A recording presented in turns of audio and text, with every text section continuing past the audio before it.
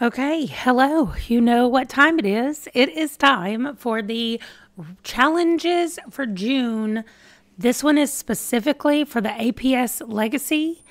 The rules have been posted already over on Discord. I always post them like a week early over there just so I can let people ask any questions that they have or anything that might need to be changed. So let's go through these. It's not a lot. We don't have a lot going on. If Forrest is dead or when he dies, create a remembrance holiday and add one activity that reminds you of your Forrest. So what did he specifically love?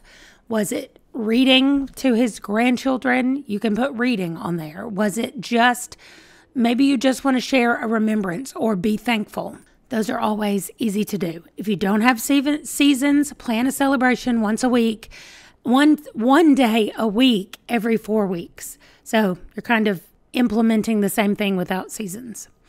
This also goes for your Gen 2 heir. If they happen to die for whatever reason, you're going to add, you're not going to create a new holiday, but you're going to add an event or an activity onto the already remembrance holiday that's for your second heir. So every time somebody dies, you're going to add an heir. Every time an heir dies, you're going to add a new activity onto your holiday until you get them all filled up, and then we'll talk about what you do after that. But you should not have more than one or possibly two activities on your Remembrance Day as of right now, and it depends on if your heir has died. Anyone can live in your Gen 3 house with your heir and make money, but only until they are an adult. So your Gen 2 heir can stay there until your Gen 3 heir becomes an adult. You can choose when the others move or if they stay in the house, but they cannot earn any money after the heir becomes an adult. So once the heir, not a young adult, an actual adult, and once they become an adult, then hopefully your Gen 2 heir will be an elder and they can retire or they can move. That is completely up to you, however you want to do it. At this point, when you start playing Gen 3, you can sell any collectibles that you got this generation. My recommendation is the same. I would only sell the extras. Keep one of each thing for your future legacy collection, but that is up to you. You can sell them all after if you want, but after you begin this generation, no more selling. When your heir becomes a young adult, they get the genius trait. Then you pick a creative aspiration, none of them that requires a job. Your heir this time will not have a career. Your heir will immediately begin programming and will only make money as a cyber criminal. That means only hacking and creating viruses. I put, enjoy delving into your life of crime. So then there's also a note. Some of the aspirations under the creative, I gave you creative aspirations because their job is going to be mental, using all mental. So I wanted them to have a creative outlet that would allow you to avoid burnout, maybe. But some of the aspirations require you to sell some of the creative things that you make. Only sell what is required. So if you're doing the painting one and it says sell 3 paintings, you only sell those 3 paintings. Everything else has to be used either in decorations or given away as gifts, or you can hold on to them and sell them at the end of this generation. I didn't put that in the rules, so I'm just verbally telling you. This time, you are going to have 3 children for this generation. You can have them biologically or adopt. Make sure all their names start with the letter C. You have 2 options for having children. Option number 1 is to have triplets. You can either use cheats to do this or do all the things in the game to try to make it happen.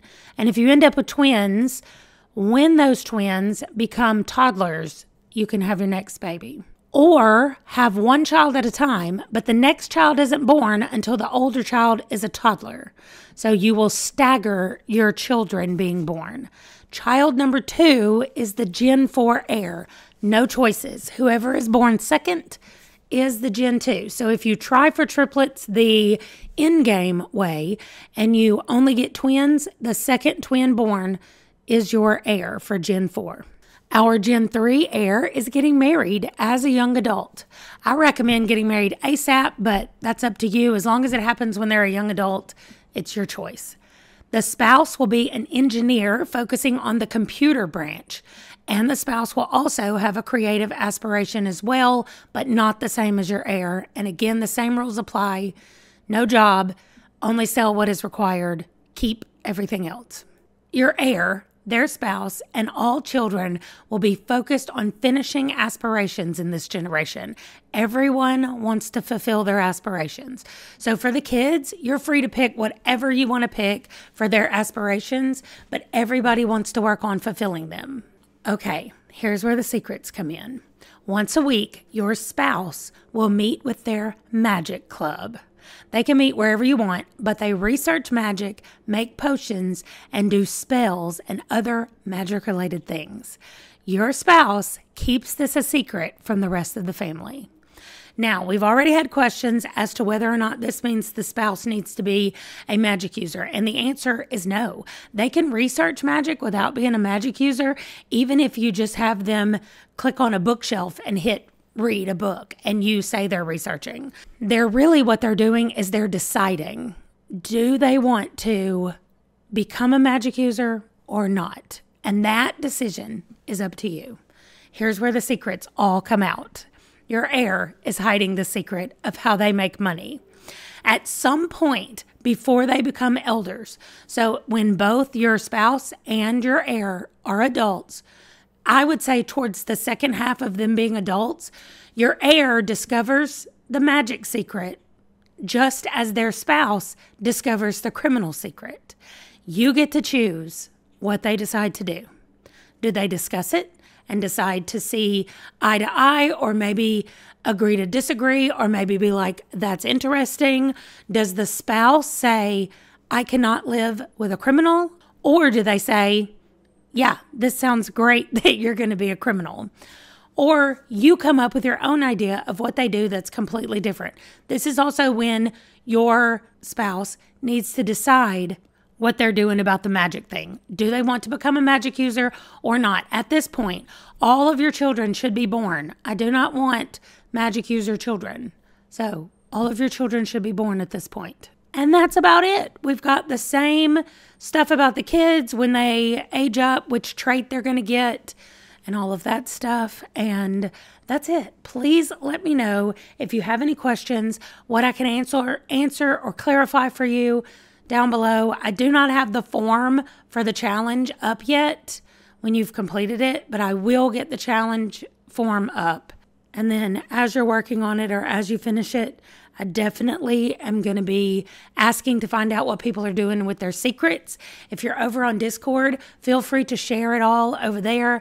I love watching people play through these generations and share all their pictures and all their people over there. Thank you for joining me, and I will see you guys in the next video. Bye.